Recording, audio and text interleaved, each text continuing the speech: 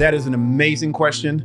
Let's answer it in under 2 minutes. Before we get started, make sure you subscribe below. And if you haven't already seen the very first video in this series where I explain what a substandard loan is, please consider checking it out. Before we get started with this video, what did we learn in our last video? We look at the risk in a consumer loan, whether or not it's a car or mortgage or both, based on its past due status. Conversely, we don't risk rate NBLs or commercial loans solely based on their past due status. We evaluate the strengths or weaknesses in its PSOR, or the primary source of repayment. You got that? I want to make sure we're together before we move on to the next concept. Also last week, we learned that NBL and commercial loans that have well-defined weaknesses are risk rated substandard.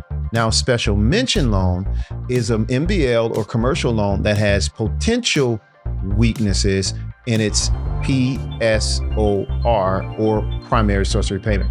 Let's do a quick review. Substandard loans have well-defined weaknesses. Special mention loans have potential weaknesses. Let me give you a quick example. In our previous video, we risk rated the loan substandard based on this fact pattern. Let's say our tenant, after living in the property for 1 year, decides to unexpectedly vacate the premises, and our borrower is unable to find a new tenant. And in addition to that, they don't have enough excess cash flow from their regular job to cover the P&I payment. You now have a well-defined weakness in your primary source of repayment. That loan should be risk rated a substandard. Now let's take that exact same fact pattern and give it the characteristics of a special mention loan. Let's say our loan officer, during their normal check-ins with the borrower, is told that the HOA association is considering not allowing any more renters in the building.